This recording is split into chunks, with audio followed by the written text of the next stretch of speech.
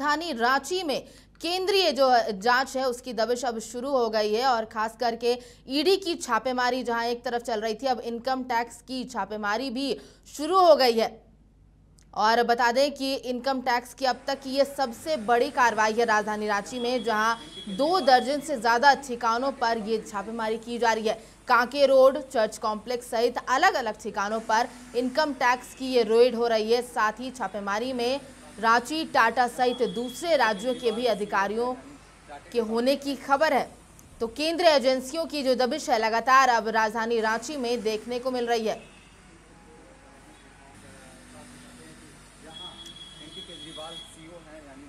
और इस पूरे खबर पर जानकारी देने के लिए लाइव जुड़ रहे हैं हमारे सहयोगी नीरज।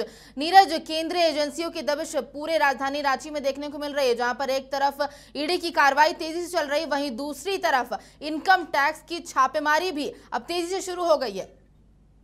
बिल्कुल प्रभा, क्योंकि जिस तरह से ईडी अपनी ओर से लगातार छापेमारी करते हुए कार्रवाई कर रही थी, इसी प्रकार आज इनकम टैक्स डिपार्टमेंट ने भी कार्रवाई करते हुए 2 दर्जन से अधिक ठिकानों पर छापेमारी की है। और आपको बता दूं कि ये जो ठिकाने हैं वो राजधानी रांची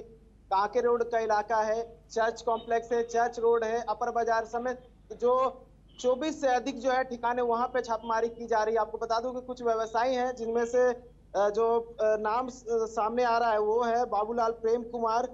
और कई और नाम हैं जिनमें से पुनीत पोदार है, एनके केजरीवाल है, और कई और व्यवसायी हैं जिन पर आरोप लग रहा है कि उन्होंने टैक्स की चोरी की है, और इसी के तहत जो है कार्रवाई की जा रही है। अभी तक तो नीरज, क्या अब तक की छापेमारी में क्या कुछ मिल पाया इनकम टैक्स डिपार्टमेंट को?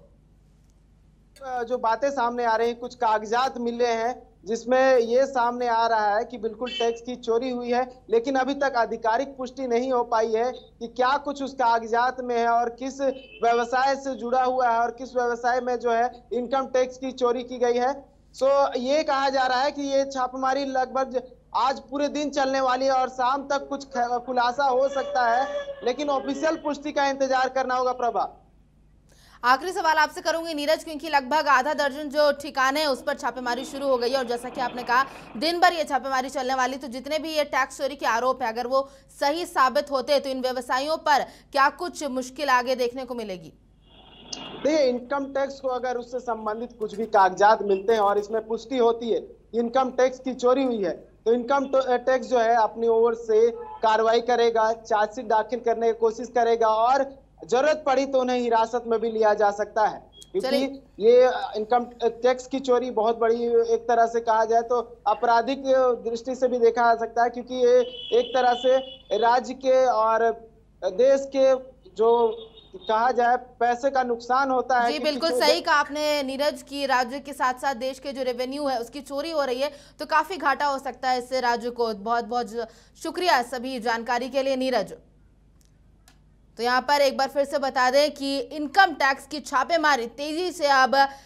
राजधानी रांची के अलग अलग ठिकानों पर शुरू हो गई, जहां पर अभी आधा दर्जन ठिकानों पर यह छापेमारी हो चुकी है और पूरे दिन इनकम टैक्स की छापेमारी चलने वाली है, जहां पर कई ठिकानों से इन टैक्स की चोरी की जो खबर है जो वो सामने आई है और इसी को लेकर के इनकम टैक्स की एक कार्रवाई आगे बढ़ रही है।